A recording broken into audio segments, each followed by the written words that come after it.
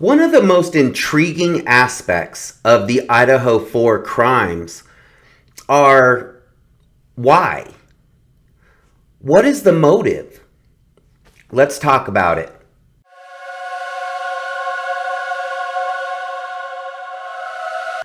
One of the most interesting aspects of the Idaho 4 crimes to me is that we still don't have a motive for why Bryan Kohberger would want to take the lives of 4 college students. We don't even really have a connection.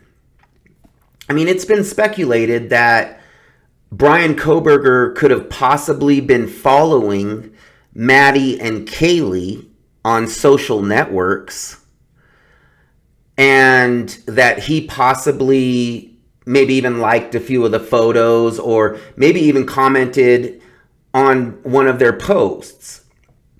But none of this information has been verified. So we don't know that this information is factual. I mean, I believe, because Steve Gonzalez and his family reported that they found a social networks page that could have belonged to Bryan Kohberger, in which they were following Kaylee and Maddie. But Steve Gonzalez even thought to himself, this might be just somebody who started this page after all these crimes occurred. So he did question the validity of the page, and now the page is gone. So it's never been validated that Bryan Kohberger had that connection through social networks. There's no history of Bryan Kohberger and the victims ever knowing each other.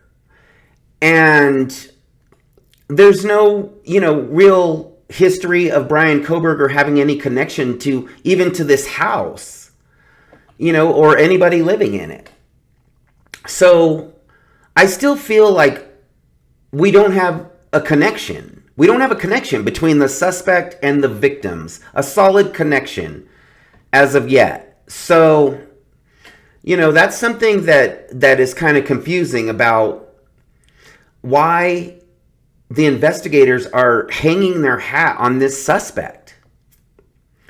Now, it's also, been speculated that people believe that Bryan Kohberger committed these crimes because he's working on his PhD in criminology. So he wanted to see if he could commit this crime and get away with it using his knowledge. And the only question that I would have about that idea is that if Bryan Kohberger was just trying to see if he could get away with taking someone's life and get away with it using his knowledge, then why would he do it in such a personal and horrific manner? Why so brutal? I mean, it seems like if he was going to test out his knowledge and capabilities by committing this type of crime, it seems like he would get in and out. Why make it so brutal and personal? I've said from the beginning, I believe that these crimes were personal. It just doesn't seem like somebody breaking into this house and committing these crimes for some weird accomplishment. That just doesn't make sense to me. Now, it's also been speculated that Bryan Kohberger may have had a romantic interest in one or more of the roommates. And that's definitely a possibility. But there was never any correspondence between these two, or at least there was no history of correspondence between the suspect and any of the victims. So it doesn't seem like there would be the opportunity for Bryan Kohberger to be shunned or embarrassed or, denied by any of these female roommates.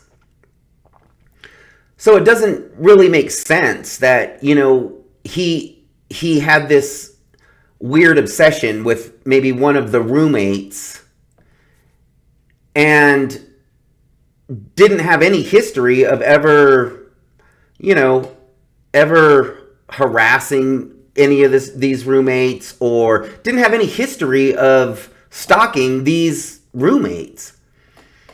His name, if his name had ever been mentioned in the circles around the friends and family of these roommates, if they had ever mentioned the name Bryan Kohberger, nobody's saying that. Nobody's stating that they had mentioned Bryan Kohberger's name before. So it doesn't seem like they would be having problems with him prior to these crimes.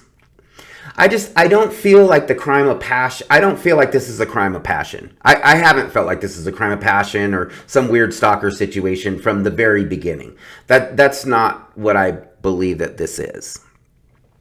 There was also the speculation that Bryan Kohberger had taken the lives of these college students because out of rage and jealousy, because they lived a life that he didn't have. And, anything's a possibility. But I don't know Bryan Kohberger personally, but from all the research that I've done about Bryan Kohberger, he doesn't appear to be driven by materialism. He doesn't appear to be about the bling. Also, we still don't have the weapon.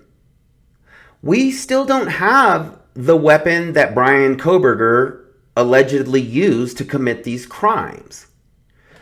So we don't have a solid, verified connection between Bryan Kohberger and anybody who lived in this house at 1122 King Road. We don't have a motive. We don't know why that Bryan Kohberger would commit these crimes. And we don't have the weapon. We don't have the weapon that Bryan Kohberger allegedly used to commit these crimes.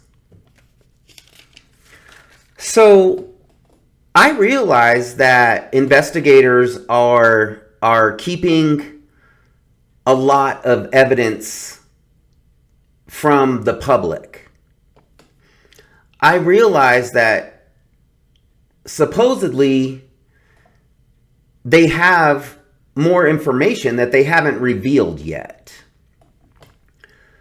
But what I don't understand is that if they have incriminating evidence that proves that Bryan Kohberger committed these crimes, if they have this evidence, why wouldn't they put this evidence out there now? Why wouldn't they put it out there when they had it and reassured the families of these victims and the friends of these victims, as well as the people who live in this community, that they knew that they have their suspect? Why wouldn't they reassure the public that we know we have the right person by releasing the evidence that would prove that he's guilty?